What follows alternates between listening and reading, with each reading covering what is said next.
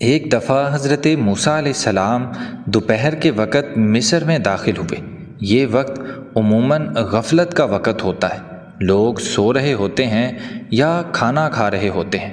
عام طور پہ گلیوں میں، چوراہوں میں کم ہی انسان نظر آتے ہیں۔ اسی عالم میں حضرت موسیٰ علیہ السلام نے ایک گلی میں دو آدمیوں کو لڑتے ہوئے دیکھا۔ ان میں سے ایک قبطی تھا، یعنی فرعون کی قوم میں سے تھا، اور دوسرا اسرائیلی تھا جو موسیٰ علیہ السلام کی قوم میں سے تھا۔ اسرائیلی نے موسیٰ علیہ السلام کو دیکھا تو قبطی کے ظلم و زیادتی کی شکایت کرنے لگا اور موسیٰ علیہ السلام سے کہنے لگا کہ آپ میری قوم میں سے ہیں، اس لیے میری مدد فرمائیں۔ موسیٰ علیہ السلام پہلے سے ہی فرعون اور اس کی قوم کے بنی اسرائیل پر ظلم کو جانتے تھے، اور وہ اس وقت اپنی آنکھوں سے اس ظلم کو دیکھ رہے تھے۔ اس لیے انہوں نے اس قبطی کو سمجھایا، لیکن اس نے ماننے سے انکار کر دیا۔ موسیٰ علیہ السلام کو غصہ آ گیا اور انہوں نے ایک مکہ اس قبطی کو مار دیا۔ وہ اس کو برداشت نہ کر سکا اور مکے کی وجہ سے وہ مر گیا۔ موسیٰ علیہ السلام کو اندازہ نہیں تھا کہ صرف ایک مکے سے یہ شخص مر جائے گا۔ اس واقعہ کے بعد موسیٰ علیہ السلام نادم ہوئے، اللہ تعالیٰ سے معافی مانگی اور اللہ تعالیٰ نے انہیں معاف کر دیا۔ یہ خبر جب فرعون تک پہنچی تو اس نے اپنے سپاہی پورے شہر میں بھیج دیے اور قاتل کو تلاش کرنے کے لیے کہا۔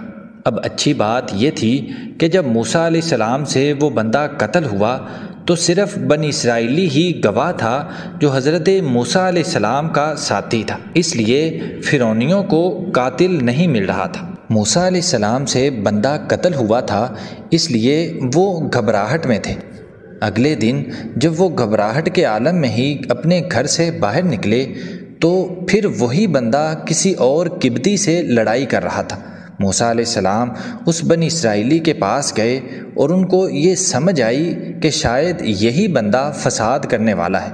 جب اسے سمجھانے لگے تو بنی اسرائیلی سمجھا شاید آج میری باری ہے، اگر مجھے مکہ لگ گیا تو میں بھی اس دنیا میں نہیں رہوں گا۔ موسیٰ علیہ السلام ابھی اس کے قریب ہی پہنچے تھے کہ وہ فوراً بول اٹھا اور کہنے لگا، موسیٰ، کیا تم مجھے اسی طرح موت کے گھاٹ اتارنا چاہتے ہو جس طرح کل تم نے ایک آدمی کو مارا تھا؟